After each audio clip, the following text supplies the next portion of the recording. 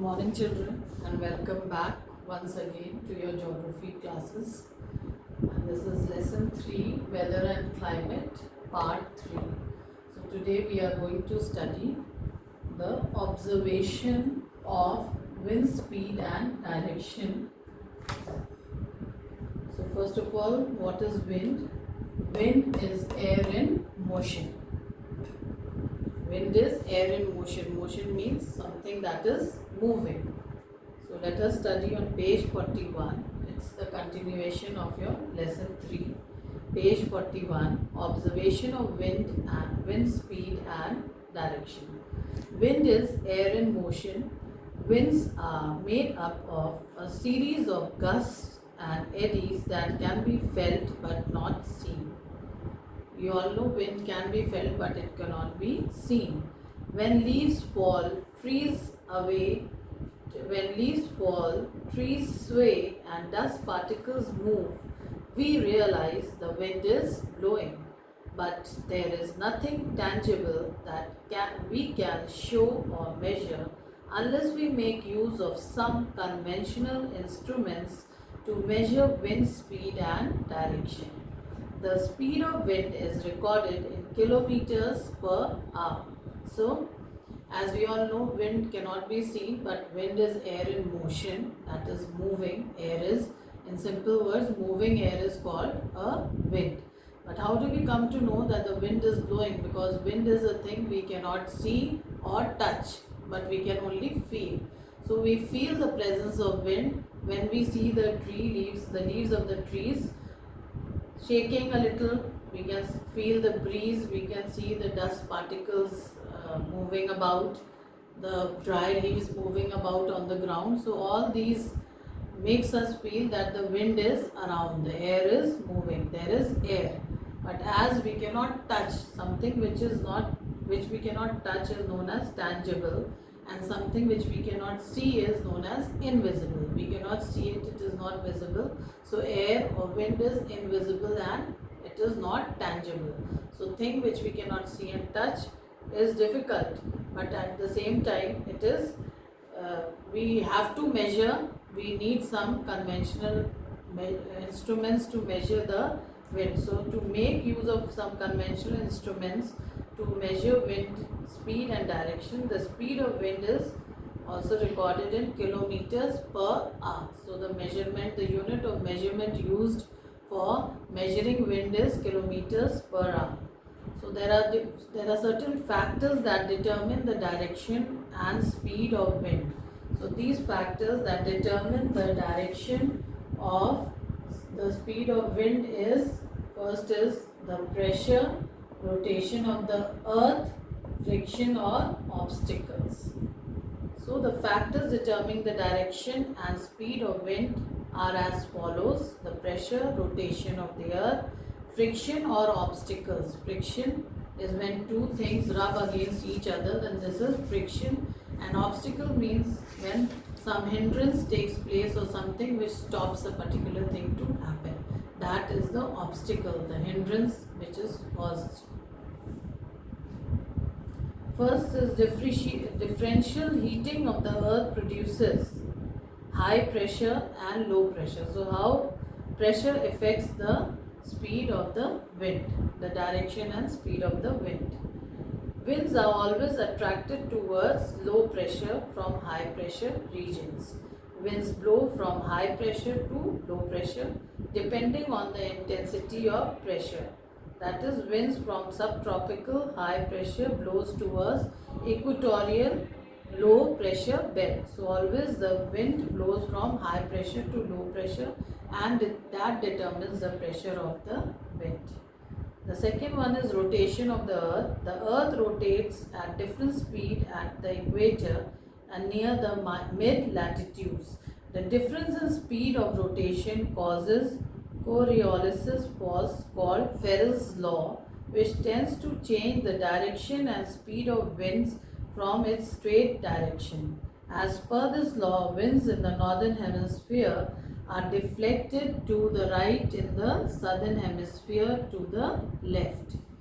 So the rotation of the earth also affects the direction and speed of the wind, because the rotation, as the earth is spherical in shape and it rotates on its axis, the speed of rotation is not the same in all the areas of the earth, and because of that it affects the direction of the wind and speed and direction of the wind.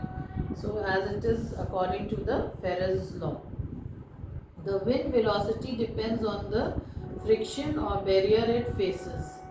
So velocity of the wind, velocity means the speed of the wind, is also affected by the friction caused or the barriers, the obstacles, stoppages which the wind faces while it is blowing, the hindrances which it faces, that also affects the speed of the wind, the velocity of the wind.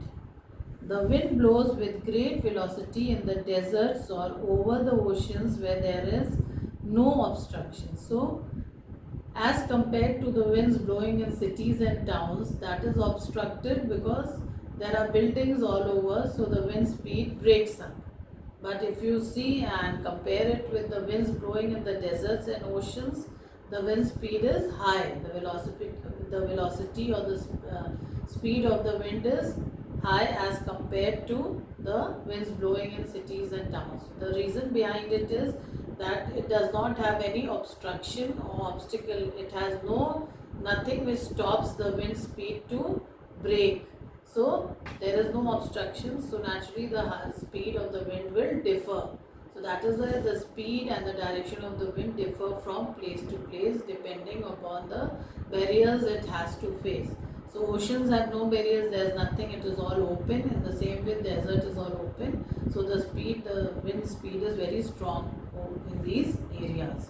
So this is how the friction and obstacles also play an important role in determining the direction and speed of the wind.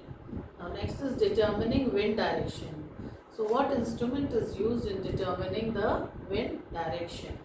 The instrument used for determining wind direction is a wind vane or a weathercock.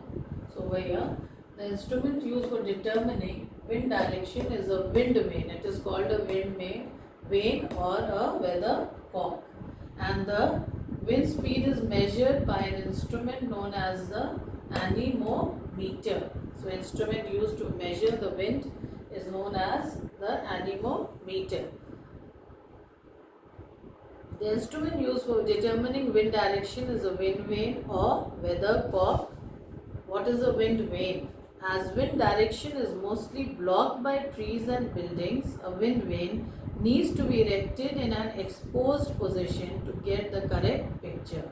The wind vane is made up of two parts. So over here you can see the diagram of wind vane on page 41, figure 3.9. This is showing the wind vane, that is an instrument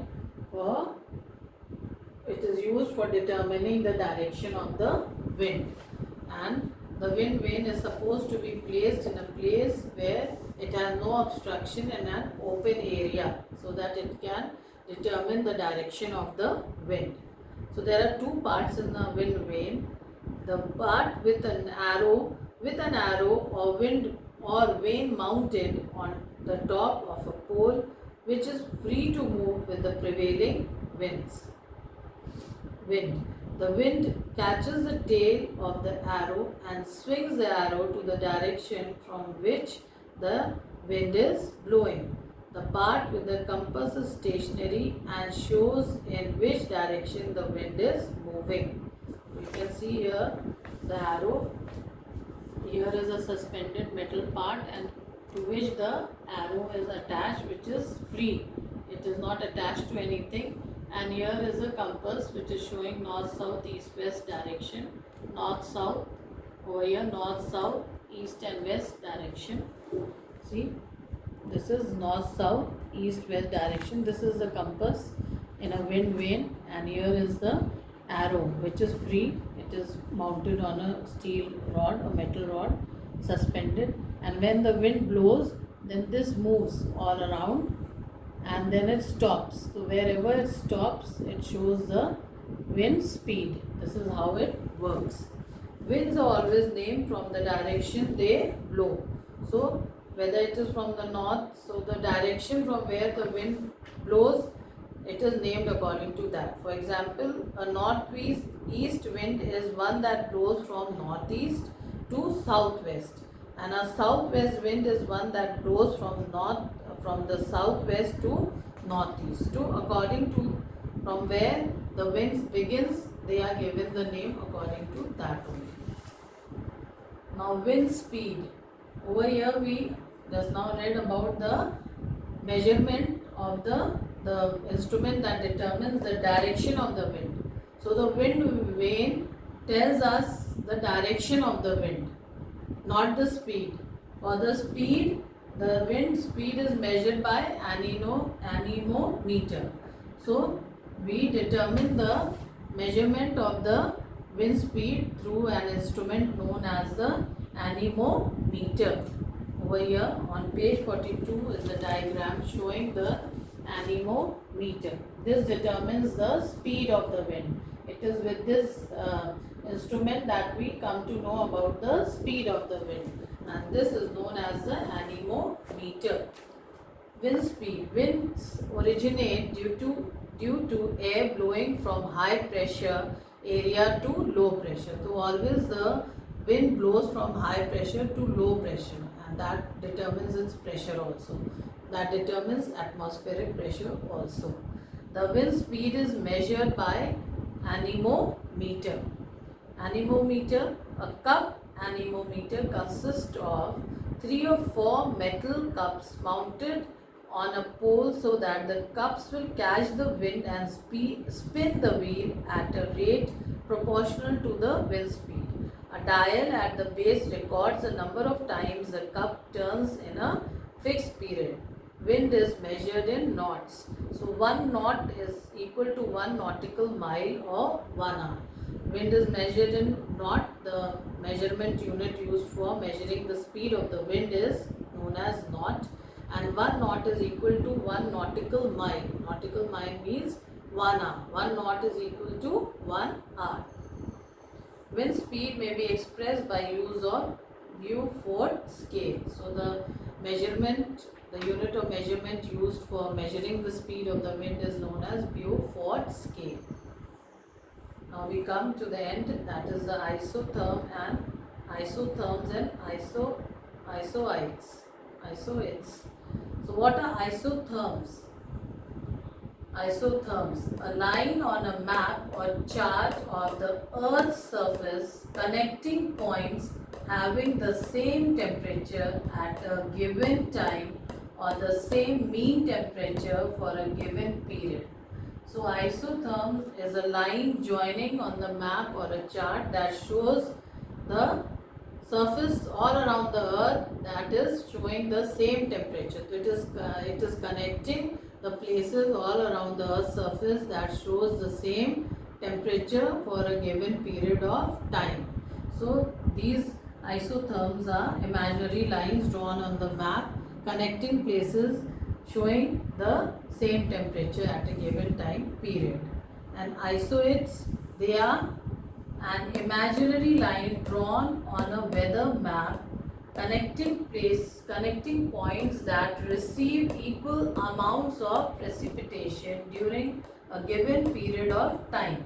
So isoids, they are also imaginary lines drawn on maps and weather maps, which shows they connect the places. They are connecting points that connects places over the surface of the earth to show the places that receive the equal amount of precipitation, means equal amount of rainfall. So isoids are imaginary lines drawn on weather maps connecting points or connecting places having the same or equal amount of rainfall, that is precipitation, during a given period of time.